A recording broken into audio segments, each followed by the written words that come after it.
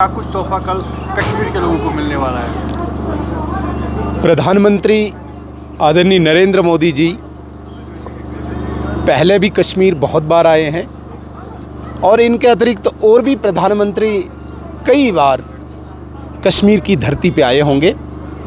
लेकिन ये जो दौरा हो रहा है ये कश्मीर की सियासत के लिए एक नई दिशा तय करेगा। ये मैं बड़े वसूख के साथ कह रहा हूँ। जिस प्रकार का उत्साह कश्मीर की जनता में है, ये मुझे लगता है कि भारत की स्वतंत्रता के बाद पहली बार किसी प्रधानमंत्री के लिए इस प्रकार का इस्तकबाल जो यहाँ की जनता जिसका इंतज़ार कर रही है, पहली बार ऐसा हो रहा है। दूसरी बात, आर्टिकल 370 की जो एब्रोगेशन हुई, यहाँ का नौजवान उसे गैप मानता था दिल्ली और कश्मीर के बीच में, और आज नौजवान इस बात को तस्लीम करता है कि 370 ही एक ऐसा अनुच्छेद रुकावट थी जम्मू कश्मीर और दिल्ली के लिए। आज कहीं न कहीं उस 370 को एब्रोगेट करके नरेंद्र मोदी जी ने अपने हकूक़, अपने बराबर के हकूक़ एक कश्मीरी को दी।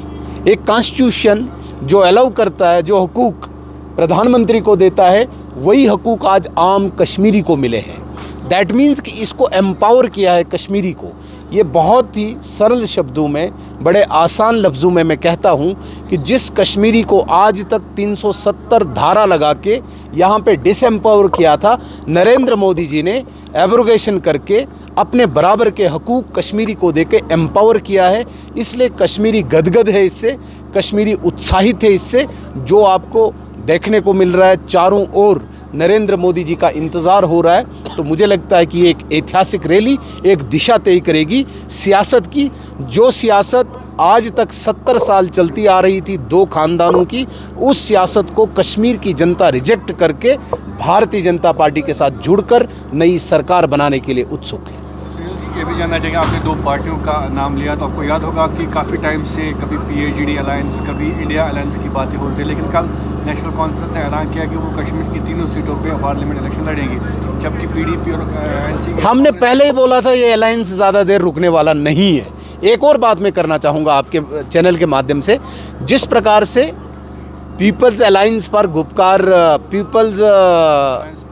गुपकार डिक्लेरेशन PAGD, जिस प्रकार से ये तार तार हुआ, आज आपके चैनल के माध्यम से मैं कहता हूँ इसी प्रकार से इसी पार्लियामेंट्री चुनाव में नेशनल कॉन्फ्रेंस को भी आप टूटते तार तार होते देखेंगे। और PDP तो हो ही चुकी है।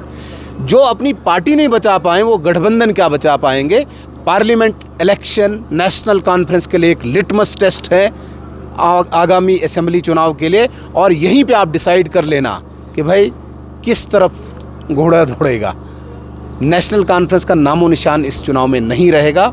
और जिस प्रकार से उत्साहित है भारतीय जनता पार्टी के प्रति कश्मीर की जनता, मुझे पूरी उम्मीद है कि 2024 में भारतीय जनता पार्टी की सरकार जम्मू कश्मीर में होगी। अलायंस नहीं रहा, आपको क्या लगता है कश्मीर के लोग अब क्या करेंगे? अलायंस नहीं रहा, कश्मीर के लोग रिजेक्ट कर चुके हैं इन दोनों पार्टीज़ को पहले ही।